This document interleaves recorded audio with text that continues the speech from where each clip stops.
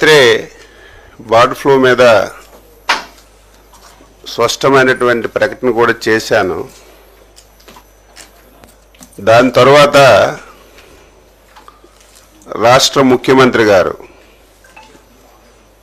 భోపాల్లో ఉన్నటువంటి సీనియర్ శాస్త్రవేత్తలతో మాట్లాడారు. కేంద్ర ప్రభుత్వం సెక్రటరీ గారితో కూడా దీని మీద డీటెయిల్గా డిస్కస్ చేయడం జరిగింది. ఆయన కూడా వాళ్ళ టీమ్స్కి పంపించారు. రేపు స్వయాన్ ఆయన కూడా ఇక్కడికి వచ్చి మొత్తం పర్యవేక్షిస్తామని చెప్పి స్పష్టంగా మాటిచ్చారు. నేను నిన్నే చెప్పాను, పశ్చిమ గోదావరి కృష్ణా జిల్లాల్లో ఉన్నటువంటి 5 ఫార్ముల్లో ఈ వ్యాధి సోకిందని. ఇప్పుడు ఏదైతే వ్యాధి సోకినటువంటి ఫార్మ్స్ ఉన్నాయో ఈ ప్రాంతం అంతా కూడా బయోసెక్యులర్ జోన్గా ప్రకటించి ఆఫీసెస్కి అక్కడ డిప్యుటేషన్ పెట్టి స్ట్రిక్ట్గా అమలు చేస్తున్నాం. అదేవిధంగా 3 ఫామ్లో కల్లింగ్ అంతా పూర్తి చేసాం. ఇంకా 2 ఫామ్స్లో జరుగుతుంది. ఇంకొక గంటకి ఆ కార్యక్రమం కూడా పూర్తవుతుంది. ఇతర ప్రాంతాల్లో ఎక్కడ కూడా బర్డ్స్ చనిపోయినట్టుకు కానీ ఈ వ్యాధి సోకినట్టుకు కానీ ఎక్కడ కూడా దాఖలాలు లేవు. రాత్రి నేను చెప్పినట్టుగా దీని మీద రిస్ట్రిక్షన్స్ ఏవీ లేవు. ఉడికించినటువంటి గుడ్లు కానీ ఉడికించినటువంటి మాంసం కానీ తింటే ఎటువంటి సమస్య లేదని కూడా స్పష్టంగా రాష్ట్ర ప్రభుత్వం నుంచి తెలియజేస్తున్నాను.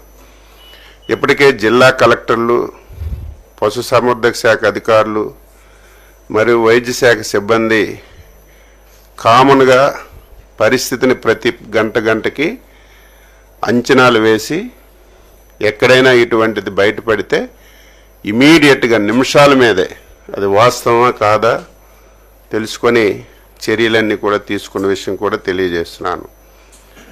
ప్రజలు నిరంభేంద్రంగా కోళ్ళు కానీ గుడ్లు కానీ తినొచ్చు, ఎవరికి ఎటువంటి ఇబ్బంది లేదు. అయితే పత్రికల్లో సోషల్ మీడియాలో విపరీతంగా కొంతమంది పోటీపడి దీని మీద భయాందోళన సృష్టిస్తున్నారు. వారికి కూడా ఈ సందర్భంగా మనవి చేస్తున్నాను. వాస్తవాలు తెలుసుకోకుండా ఆదరాబాదరిగా ప్రకటనలు చేసి ప్రజలకు భయాందోళన చేస్తే ప్రభుత్వం సీరియస్గా కూడా తీసుకుంటుందని స్పష్టంగా తెలియజేస్తున్నాను. ఉదయం బర్డ్ ఫ్లూ అనేది ఉంగుటూరు నియోజకవర్గంలో ఒక వ్యక్తికి సోకిందని సాక్షిలో స్క్రోలింగ్ వేశారు. ఇమీడియట్గా మా సెక్రటరీ హెల్త్, జిల్లా కలెక్టర్ అందరూ అప్రమత్తమయ్యే అక్కడికి వెళ్ళేసరికి అది రాంగ్ న్యూస్. దీనివల్ల చాలామంది పబ్లిక్ భయపడుతున్నారు. దయవుంచి ఇది చాలా సీరియస్ ఇష్యూ. ప్రభుత్వం చాలా సీరియస్గా ఎటు ఇబ్బంది లేకపోయినా సరే ముఖ్యమంత్రి గారు అనునిత్యం పర్యవేక్షించి ఎక్కడ కూడా ఎవరికి ఇబ్బంది లేకుండా చేయమని స్పష్టంగా తెలియచేశారు. ఆ పని చేస్తున్నాం. నిన్నైతే కొంతమంది తెలంగాణ రాష్ట్రం ఆంధ్రప్రదేశ్ నుంచి పూర్తిగా ఏవి రాకుండా చేయాలని సర్క్యులర్ ఇచ్చిందని చెప్పి నిన్న కొన్ని టీవీల్లో ఇచ్చారు. సర్క్యులర్ ఆంధ్రప్రదేశ్ ప్రభుత్వంకి ఇవ్వలేదు, జనరల్గా వాళ్ళకు సర్క్యులర్ ఇచ్చారు, మీకు డిస్ట్రిబ్యూట్ చేయమని చేస్తాం. అది కూడా ఆ సమస్య కూడా లేదు. నిన్న ఎక్కడ గుడ్ల లారీ వెళ్తే ఎక్కడ ఆపలేదు. ఎక్కడో ఒక దగ్గర కోళ్ళ లారీ ఆపితే ఇమీడియట్గా బార్డర్స్లో కూడా మా ఆఫీసులకు పెట్టి ఆ సమస్య కూడా లేకుండా మేము ఎప్పటికప్పుడు పరిష్కరిస్తున్నాం.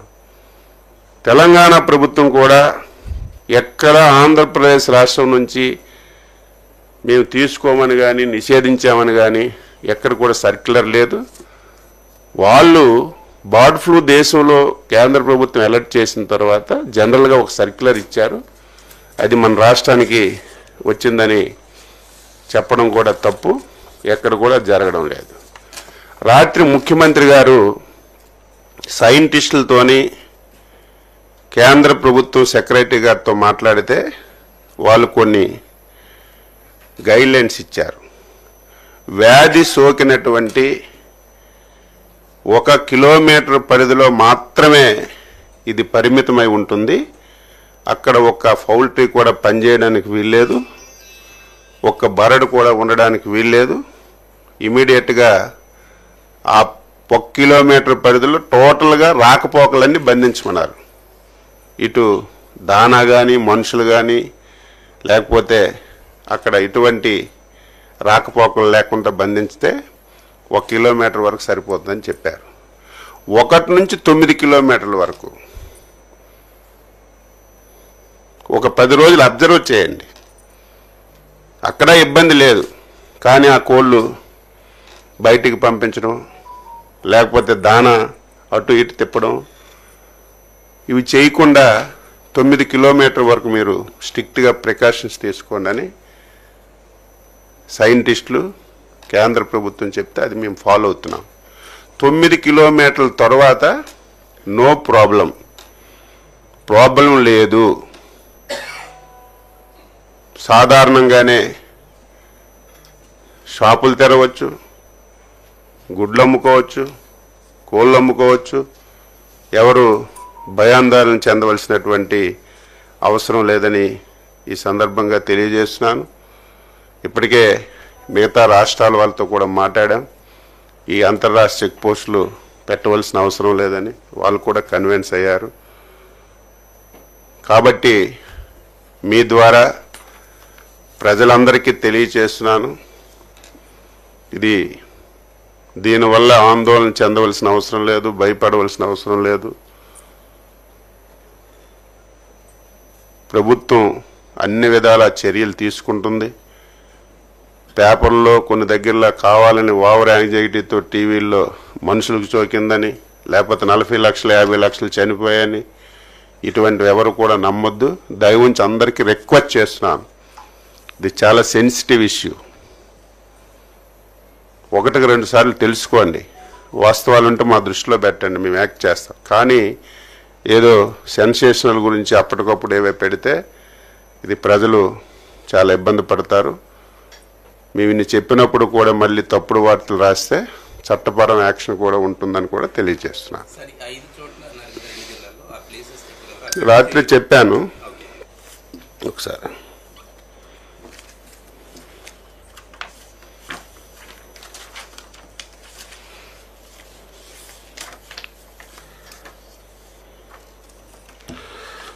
ఒకటి Badampudi Eluru district, 2 Velpuru west Godavari district, 3 Kanuru west Godavari district.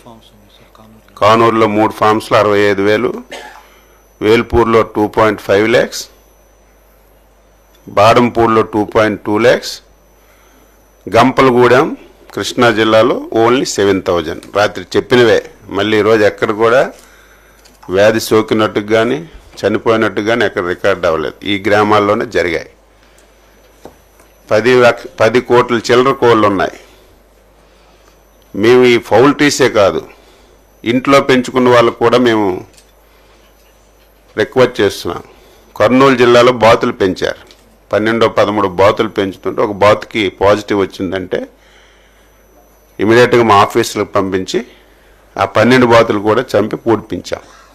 అంత మైన్యూట్గా వెళ్తున్నాం.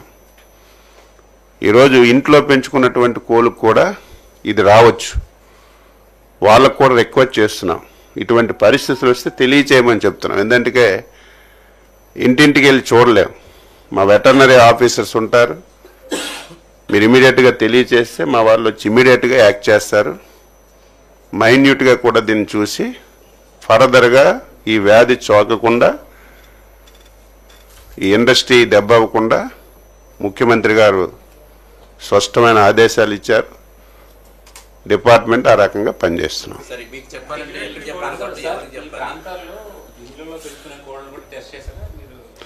అంటే ఎక్కడ రాలేదు, అది చనిపోయినట్టుగా ఎక్కడ రాలేదు. ఫామ్స్లో వచ్చింది, ఆ ఏరియా అంటే ఫార్మ్స్కి హౌసెస్కి సంబంధం లేదు, కొద్ది దూర ప్రాంతంలో ఉన్నాయి ఫార్మ్స్ అన్నీ కూడా. ఇప్పుడు మీరు చెప్పింది కూడా చూస్తాం, ఒకవేళ ఫామ్లో చనిపోయి ఆ చుట్టూ ఏమైనా హౌసెస్ ఉండి అక్కడ కూడా కోళ్ళు ఉంటే అది కూడా ఒకసారి వెరిఫై చేయిస్తాం. అసలు ఇది కూడా ఏదో బర్డ్ నుంచి వస్తుందని చెప్పి కొన్ని దగ్గరలో వచ్చింది. మెడికల్ అండ్ హెల్త్ వాళ్ళు ఇమీడియట్గా ఎక్కడా దాఖలాలు లేవు, అది కూడా వచ్చింది. ఇప్పుడు ఏదో సైబేరియన్ ఇతర దేశాల నుంచి పక్షులు వస్తాయి, అవి ఎక్కడో చిన్న డ్రాప్ పెడితే దానివల్ల వస్తుందంటే ఇమీడియట్గా మెడికల్ అండ్ హెల్త్ డిపార్ట్మెంట్ కూడా అలర్ట్ చేశాం, వాళ్ళు కూడా చేశారు. ఆ దాఖలాలు కూడా ఎక్కడ లేవని వాళ్ళు కూడా స్పష్టంగా చెప్పారు.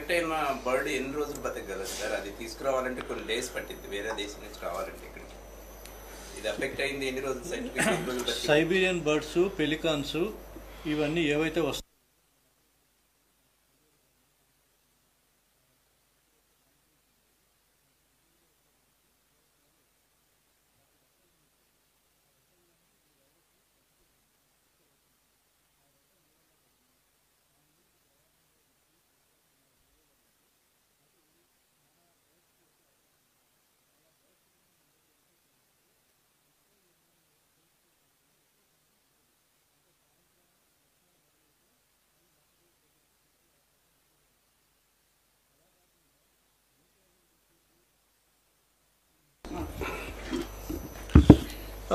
H5N1 వచ్చిన తర్వాత ఎక్కువ సమయం అది మనకి అవకాశం ఇవ్వదు.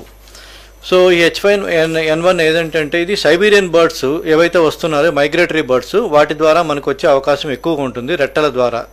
ఇవన్నీ కూడా మనకి జనరల్గా రెగ్యులర్గా వచ్చే మైగ్రేటరీ బర్డ్స్ ద్వారా మనకి వచ్చే అవకాశం ఎక్కువ.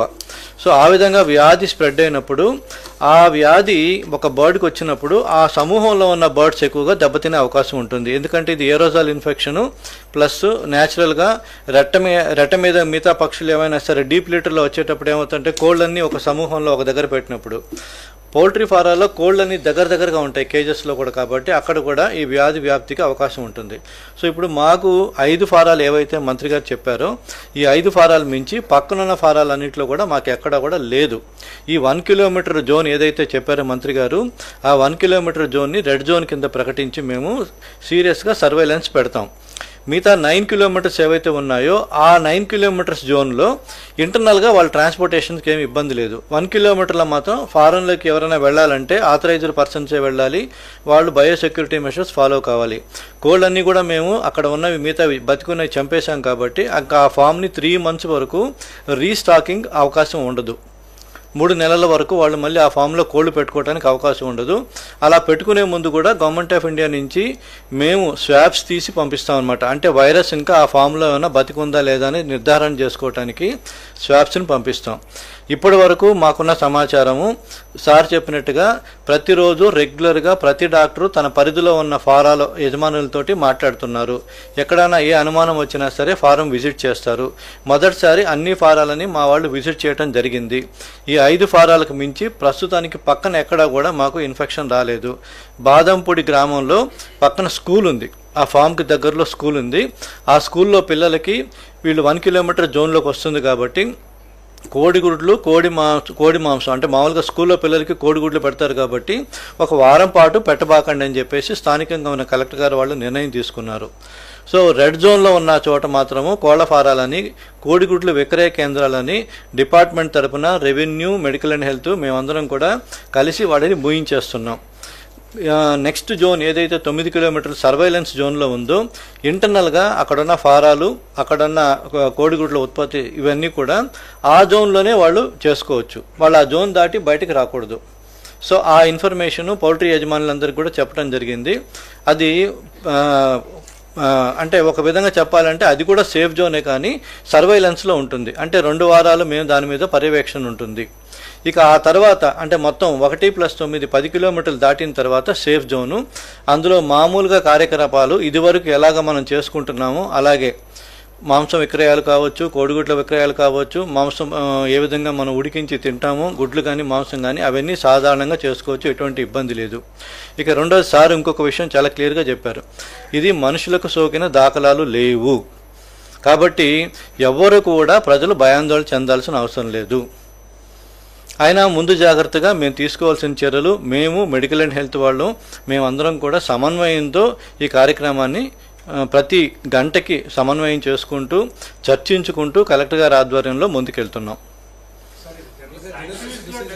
ఏదండి అంటే జూనోటిక్ అంటే ఇది ఇతర దేశాల్లో చలి ఎక్కువగా ఉన్న ప్రాంతాల్లో యూరోపియన్ కంట్రీస్లో రికగ్నైజ్ చేశారు, కానీ మార్టాలిటీ లేదు దీంట్లో. అంటే మార్బిడిటీ మార్టాలిటీ అని 2 పదాలు వాడతారండి సైంటిఫిక్గా. మార్బిడిటీ అంటే వచ్చే అవకాశం ఎంతవరకు ఉంది, మార్టాలిటీ అంటే వచ్చిన పశువులు కానీ మనుషులు కానీ ఎంతమంది చనిపోతారు. ఈ పర్సంటేజ్ చూసుకుంటే మార్బిడిటీ చాలా తక్కువ, మార్టాలిటీ ఇప్పటివరకు రికార్డ్ చేయలేదు. ఒకవేళ ఎవరికైనా యూరోపియన్ దేశాల్లో వాళ్ళ నెట్లో చూసుకుంటే వాళ్ళు తుమ్ములు దగ్గులు వచ్చినప్పుడు సింపుల్గా మనం ఏదైతే జలుబుకి వైద్యం చేసుకుంటామో అటువంటి వైద్యంతో వాళ్ళకి నయమైంది. మన దేశంలో స్పరాడిక్ రిపోర్ట్ ఏదో ఒక 4 సంవత్సరాల పిల్లాడికి ఏదో వచ్చిందని నెట్లో కనపడుతుంది, కానీ ఎక్కడా కూడా రికార్డెడ్ ఎవిడెన్స్ లేదు, మరణాలు అస్సలు లేవు. సార్ అది కూడా మేము సీరో సర్వేలెన్స్ చేస్తాం రెగ్యులర్గా. మేము స్వాబ్స్ తీసి ఈ భోపాల్ ల్యాబ్కి పంపుతాము. ఇప్పటి వరకు అయితే మా డాక్టర్లు, ఆ శాంక్చురీ పరిధిలో ఉండే డాక్టర్లు కానీ ఫారెస్ట్ డిపార్ట్మెంట్ వాళ్ళతో కానీ మేము సమన్వయం చేసుకుంటున్నాము. ఇప్పటి వరకు లేదు, బర్డ్ డెత్స్ లేవు. ఈ సైబీరియన్ బర్డ్స్ కానీ ఏవైతే వస్తాయో ఇవన్నీ కూడా ఏంటంటే నాన్ స్పెసిఫిక్ క్యారియర్స్, అంటే వాటికి లక్షణాలు కనపడవు. కోళ్ళు బాతులు చనిపోయినట్టుగా అవి చనిపోవు, కాబట్టి దే ఆర్ ప్యాసివ్ క్యారియర్స్ అనమాట. అంటే వాటిలో వైరస్ని షెడ్ చేసే గుణం ఉంటుంది, కానీ అవి వైరస్ వల్ల ఇబ్బంది పడవు.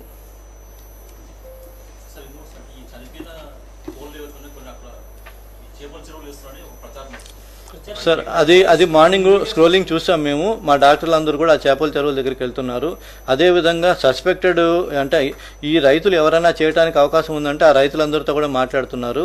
లెక్కలు చూసుకుంటున్నాము, ఎందుకంటే నిన్న ఎంత ఉన్నాయి ఈవేళ ఎంత ఉన్నాయి అనేది మాకు లెక్క తెలిసినప్పుడు ఆ బర్డ్స్ ఏం చేశారని మేము అడుగుతాము. పొరపాటున వాళ్ళు ఎవరైనా అలాంటి పనులు చేస్తుంటే ఇమీడియట్గా మీ ఫామ్ని మేము సీజ్ చేస్తామని చెప్పే అవకాశం కూడా ఉంది. సో అది కన్ఫర్మ్ చేసుకున్న తర్వాత మాట్లాడతాను నేను. ఏదండి మేము కల్ చేసిన బర్డ్స్ నిన్నటి వరకు 14,000 చేసామండి. ఇవాళ మేజర్ ఫార్మ్స్లో మాకు నిన్న ఈవినింగ్ ఒక రిపోర్ట్ వచ్చింది NH అదే మన దీని నుంచి. ఇవాళ మేజర్ ఫార్మ్స్ 2 పొద్దునే మొదలు పెట్టాం. 5 టీములు పనిచేస్తున్నాయి. ఒక్కొక్క టీము వాళ్ళు 1,500 నుంచి 2,000 కోళ్ళ వరకు వాళ్ళు ఇచ్చేస్తారు. సో ఇవాళ సాయంత్రానికి మొత్తం సార్ ఇందాకే చెప్పారు, ఇవాళ సాయంత్రానికి ఆ 2 ఫార్మ్స్లో కూడా టోటల్గా కల్లింగ్ కంప్లీట్ చేయాలనేది మా ఆలోచన. అంటే అక్కడ వాళ్ళు ఒక్కొక్క ఫామ్లో అయితే ఒక మ్యాక్సిమం ఉన్న ఫామ్లో 70,000 కోళ్ళు ఉన్నాయి, ఇంకొక ఫామ్లోనేమో 40,000 కన్నా తక్కువే ఉన్నాయి. లేదండి, అది 90 రూపీస్ అనేది గతంలో ఉన్నది. రీసెంట్గా గవర్నమెంట్ ఆఫ్ ఇండియా వాళ్ళు పెంచారు, 140 రూపాయలు ఇస్తాం. 140 రూపాయలు ఇస్తాము. అందులో 50% కేంద్ర ప్రభుత్వం, 50% రాష్ట్ర ప్రభుత్వం పెట్టుకుంటుంది కల్లింగ్ చేసిన వాటికి. అయితే ఇందులో కూడా మేము రైతులకి చాలా స్పష్టమైన విషయాలు చెప్తున్నామండి.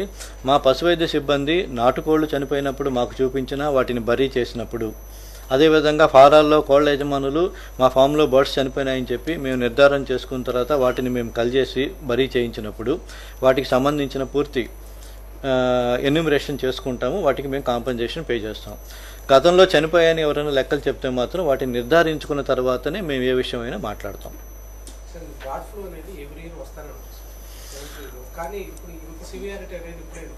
అంటే బర్డ్ ఫ్లూకి మామూలుగా వెంట్రీ బయలాజికల్స్ పూణే వాళ్ళు వాళ్ళ వ్యాక్సిన్ తయారు చేశారండి. అది లో ప్యాథోజెనిక్ స్ట్రెయిన్. గతంలో మనం ఆ వ్యాక్సిన్ వేసుకుంటున్నాం, ఇప్పుడు కూడా ఆ వ్యాక్సిన్ వేశారు మన వాళ్ళందరూ కూడా. అయితే H5N1 అనేది కొంచెం హైలీ ప్యాథోజెనిక్ స్ట్రెయిన్. అది ఎప్పుడు కూడా గతంలో ఇంత మనల్ని ఇబ్బంది పెట్టలేదు. ఈ సంవత్సరం మైగ్రేటరీ బర్డ్స్ ఎక్కువ వచ్చాయి. అది ఆ విషయాన్ని మీకు ఫారెస్ట్ డిపార్ట్మెంట్ వాళ్ళు కూడా గతంలోనే చెప్పారు. సో ఆ మైగ్రేటరీ బర్డ్స్ ఎక్కువ రావటం, వైరస్ కూడా మ్యూటేషన్ అంటే విరిలెన్సీ పెంచుకునే అవకాశం ఉంటుంది. ఇప్పుడు మీరు కోవిడ్లో చూశారు, వేవ్ 1లో వచ్చిన వైరస్ వేవ్ 2లో వచ్చిన వైరస్ రూపాంతరం చెంది మనకి ఏ విధంగా అయితే ఇబ్బంది పెడుతుందో ఆ విధంగా ఇప్పుడు కూడా మన హార్డ్ ఇమ్యూనిటీ అంటే మనకున్న కోళ్ళు దేశవాళీ కానీ ఫారెన్ కోళ్ళు కానీ ఆ ఇమ్యూనిటీ లెవెల్కి అవి అప్గ్రేడ్ అయ్యే లోపల ఈ వైరస్ ప్రభావం కొద్దిగా ఉంటుంది. ఇది రాబోయే రోజుల్లో పూర్తిగా తగ్గిపోతుంది ఒకటి. రెండోది ఏంటంటే నార్మల్ టెంపరేచర్స్ కూడా పెరుగుతున్నాయి కాబట్టి వైరస్ అట్మాస్ఫియర్లో టెంపరేచర్ పెరిగినప్పుడు ఈ వైరస్ ప్రభావం ఉండదు. అది కూడా న్యాచురల్గా చనిపోయే అవకాశం ఉంది. బయట ఎక్కువసేపు అది 30 డిగ్రీల సెంటీగ్రేడ్లో బయట బతికి ఉండదు. కాబట్టి మనకు టెంపరేచర్స్ పెరుగుతున్నాయి కాబట్టి నేచర్ కూడా మనకు సహకరిస్తుంది.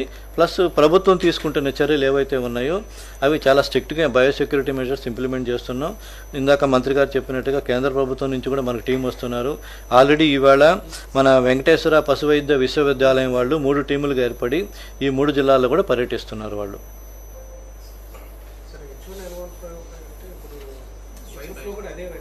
కాదండి, స్వైన్ ఫ్లూ వేరు.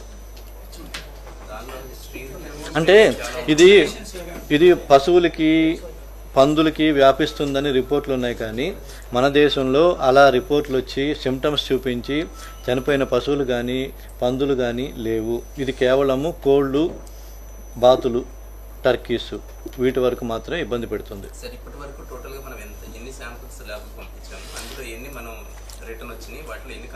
రిటర్న్ ఏమి రావండి. స్వాబ్స్ పంపించినప్పుడు మనం శాంపుల్ టెస్ట్ 15 శాంపుల్స్ పంపించాము. అందులో వాళ్ళు టెస్ట్ చేసి పాజిటివ్గా ఇచ్చినవి మనకి 5 చోట్ల ఇచ్చారు.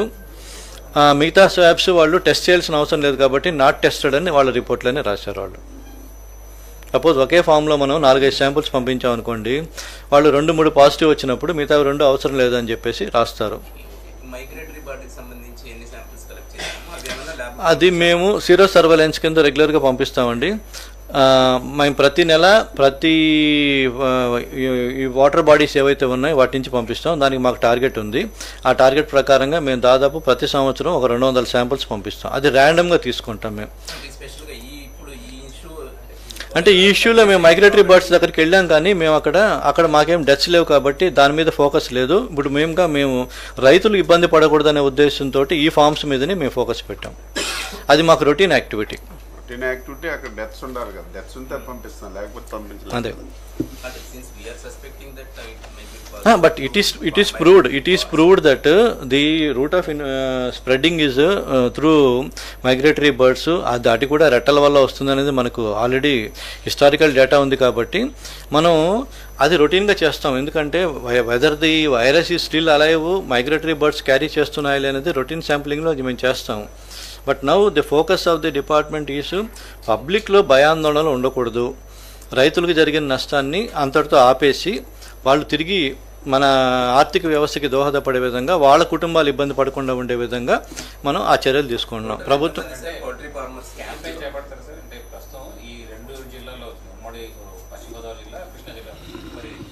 ఇది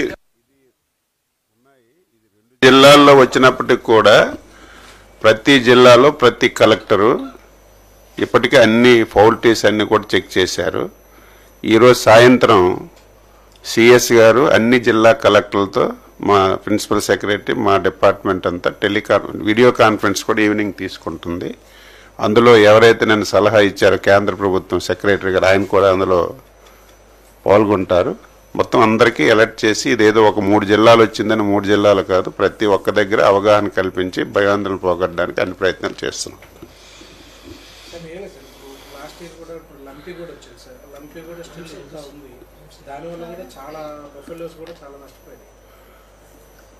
లంపీ బఫెలోస్లో రాలేదండి, ఓన్లీ వైట్ క్యాటిల్లో వస్తుంది. అంటే తెల్ల పశువులు ఏవైతే ఉన్నాయో వాటిలో వస్తుంది, గేదెల్లో రాదు. లంపీ గేదెల్లో రాదండి, తెల్ల పశువుల్లో వస్తుంది. తెల్ల పశువులు అన్నిటికీ కూడా మేము పెద్ద పశువులకు టీకాలు వేసాము.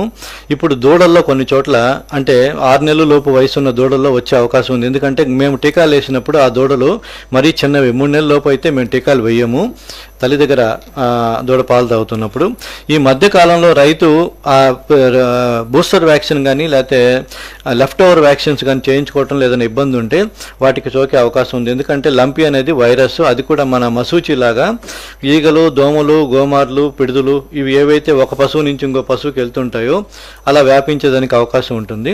బట్ పెద్ద పశువుల్లో అయితే టీకాలు వేసాము. ఇప్పుడు కూడా టీకాలు వేయడానికి మేము సిద్ధంగానే ఉన్నాము. లంపీ డిసీజ్కి మీరు పేపర్లో చూసే ఉంటారు, 2 రోజుల క్రితం భారత్ బయోటెక్ వాళ్ళు వ్యాక్సిన్ రిలీజ్ చేస్తున్నారు.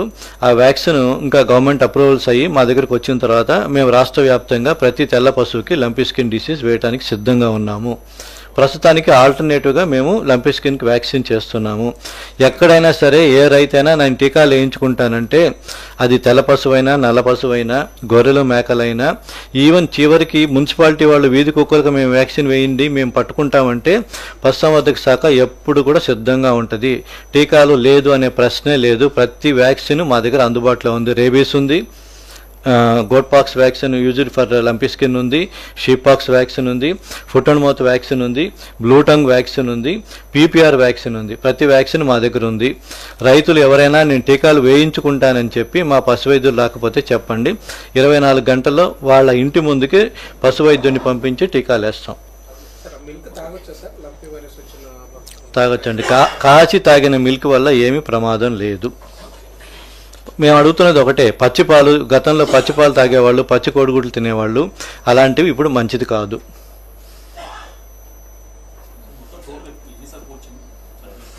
సార్ ఇప్పుడు వరకు మేము నిన్నటి వరకు 14,000 కోళ్ళని కల్ చేసామండి. 340 కోడిగుడ్లని డిస్కార్డ్ చేసామండి.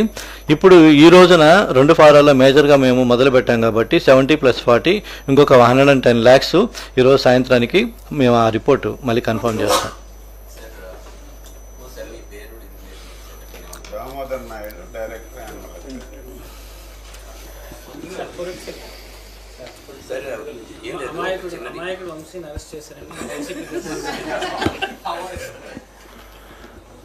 ఇప్పుడు మీరు 2-3 రోజుల నుంచి వార్తలన్నీ చూస్తున్నారు. మీరందరూ సజీవ సాక్షులు. గన్నవరం ఆఫీస్ తగలబెట్టిన దాంట్లో మీరందరూ కూడా చూశారు. అది నేను ఆ రోజు రాష్ట్ర పార్టీ అధ్యక్షుడిగా ఉన్నాను, చాలా బాధపడ్డాను. దేశ చరిత్రలో ఎప్పుడూ ఒక రాజకీయ పార్టీ ఆఫీస్ మీద ఇంకొక రాజకీయ పార్టీ వచ్చి దాడి చేయడం అనేది ఎప్పుడు చూడలేదు. ఆ రోజు అక్కడ పనిచేసినటువంటి కంప్యూటర్ ఆపరేటర్తో కంప్లైంట్ ఇప్పించాం. కంప్లైంట్ తీసుకున్నారు, రిజిస్టర్ చేయలేదు. అక్కడ ఎవరైతే మా కార్యకర్తలు ఉన్నారో వాళ్ళందరికీ అరెస్టులు చేశారు. ఈవెన్ మహిళని కూడా చూడకుండా, కళ్యాణ్ అని చెప్పి మీకు ఐడియా ఉంటుంది, నెలల తరబడి జైల్లో పెట్టారు.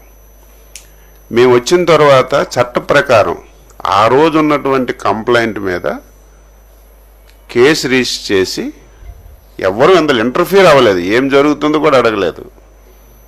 ఎందుకంటే దానికి సీక్రెసీ ఏం లేదు, వీడియోస్ అన్నీ ఉన్నాయి, సీసీ కెమెరా ఫుటేజ్ అంతా ఉంది. అవన్నీ చూసి కేసు కట్టి పోలీసులు వాళ్ళ పని వాళ్ళు చేస్తున్నారు. 3 రోజుల ముందు నేనే ఆశ్చర్యపోయాను. అసలు కంప్లైంట్ ఇచ్చినటువంటి వ్యక్తి విత్డ్రా చేసుకున్నాడంటే కోర్టులో నేను ఆశ్చర్యపోయాను. మనసులో అనుకున్నాను నేను, ఇది ఏదో ఒకటి జరిగి ఉంటుంది, భయపెట్టుంటారా, ఫ్యామిలీని చంపేస్తామని ఉంటారా, విత్డ్రాలు చేసుకోకపోతే నువ్వేమైనా ఈ సమాజంలో ఉండవని ఉంటారా, నా మనసులో నేను అనుకున్నాను. కానీ బయట పెట్టలేదు. నిన్న చూసేసరికి కంప్లైంట్ ఇచ్చిన తర్వాత నేను ఏదనుకున్నాను అదే జరిగింది. ఎక్కడైనా ఉంటుందా? ఒక పార్టీ ఆఫీసులో పనిచేసిన వ్యక్తి, మొత్తం ఇష్యూ అంతా చూసినటువంటి వ్యక్తి కంప్లైంట్ ఇచ్చిన తర్వాత అందులో మేము అపోజిషన్లో అధికారంలో ఉన్న పాయింట్ గుర్తుపెట్టుకోవాలి. ఎంత ప్రెజర్ లేకపోతే, ఎంత ఒత్తిడి లేకపోతే, వాళ్ళ కుటుంబానికి ఎంత నష్టం చేస్తామనే ప్రయత్నం లేకపోతే ఆయన అలా ఒప్పుకోడు. అది కూడా నేను మార్నింగే చూశాను, వాళ్ళ తల్లిదండ్రులు వాళ్ళు కంప్లైంట్ ఇచ్చారని. ఇది సీరియస్గా తీసుకోవాల్సిన ఇష్యూ కాబట్టి పోలీసులు వాళ్ళ పని వాళ్ళు చేసి అరెస్ట్ చేశారు. దీన్ని భూతద్దంలో చూడవలసిన అవసరం లేదు. మేము నిన్నే అధికారంలో లేవు, వచ్చి 8 మాసాలు కంప్లీట్ అయింది. మా కోపము కక్ష వెంటనే మేము దాడికి ప్రతిదాడి చెయ్యాలంటే 8 మాసాల సమయం మాకు అవసరం లేదు. మేము ఒక డెసిషన్ తీసుకున్నాం, చంద్రబాబు నాయుడు గారి ఆధ్వర్యంలో ఎన్డీఏ ప్రభుత్వం, దాడికి ప్రతి దాడి అనేది రాజకీయాల్లో మంచిది కాదు. లాస్ట్ 5 years ఇలాగే చేసి రాష్ట్రం తీవ్రమైనటువంటి నష్టాల్లోకి వెళ్ళిపోయింది. ఈ 8 మాసాల్లో మేము ఈ చెవులు ఆ చెవుల్లో దూది పెట్టుకున్నాం మా కార్యకర్తలు తిట్టినటువంటి తిట్లకి.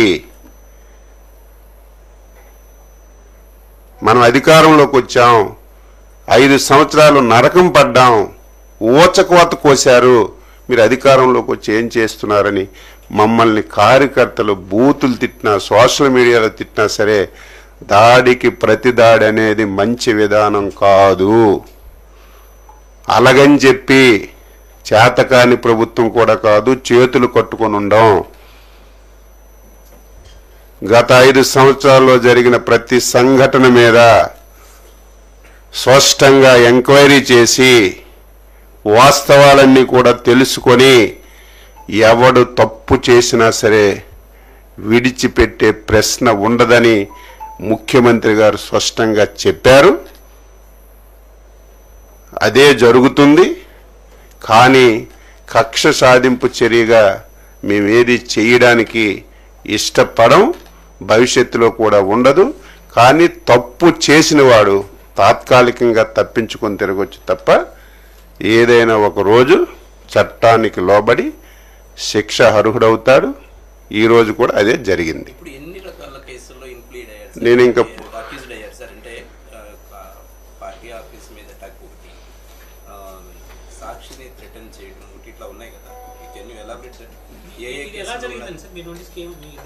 నేను పూర్తిగా వినలేదు. నేను అంటే నా మనసులో అనుకున్నాను, నేను ఒక అనుభవం గల వ్యక్తిగా ఇట్స్ సంథింగ్ దేర్, ఏదో జరిగి ఉంటుంది అనుకున్నాం. పోలీసులు ఆ లైన్లో చేశారా లేకపోతే వాళ్ళే, ఇప్పుడు నేను ఇంకా నాకు ఇన్ఫర్మేషన్ ఏంటంటే ఆ అబ్బాయి తల్లిదండ్రులు వచ్చి కంప్లైంట్ చేశారు, ఇమీడియట్గా విత్డ్రా చేసుకోకపోతే ప్రాణాపాయం ఉంటుందన్నారు, బండ బూతులు తిట్టారు.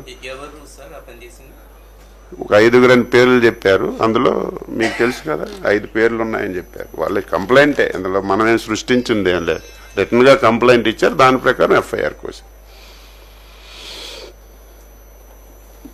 ఓకే, క్లారిటీ వచ్చింది కదా.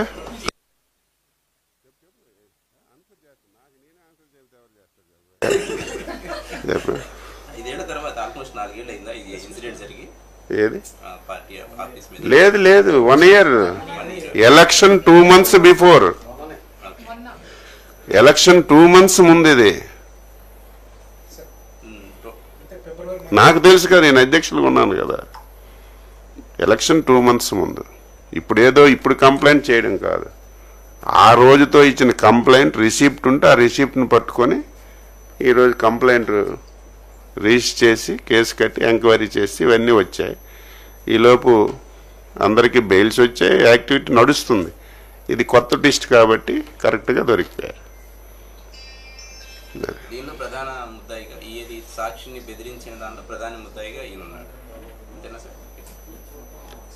అంతే కదా, నేను చెప్పలేదు కదా, నాకు తెలియదు, నేను చెప్పలేదు. వాళ్ళ కంప్లైంట్స్లో 1, 2, 3, 4, 5 అని చెప్పి వాళ్ళ తల్లిదండ్రులు ఇచ్చిన కంప్లైంటే ఎఫ్ఐఆర్ కోశారు. ఎఫ్ఐఆర్లు కోశారు కాబట్టి అందులో 1 ఇస్తే 1 అవుతాడు, 2 ఇస్తే 2 అవుతాడు, 3 ఇస్తే 3 అవుతాడు. మనకు తెలియదు తర్వాత అది. కానీ ఫస్ట్ ఆర్డర్ ఆఫ్ ప్రయారిటీలో 1, 2, 3 అని ఉంటుంది. వాళ్ళు ఎఫ్ఐఆర్ ఏంటంటే కంప్లైంట్ ప్రకారం కడతారు. ఇన్వెస్టిగేషన్లో ఎవరు ముందు ఎవరు వెనక అనేది, ఎవరు డైరెక్ట్గా పాల్గొన్నారు, ఇవన్నీ తర్వాత ఉంటాయి. ఇన్వెస్టిగేషన్లో తేలుతాయి అవన్నీ. Okay, thank you.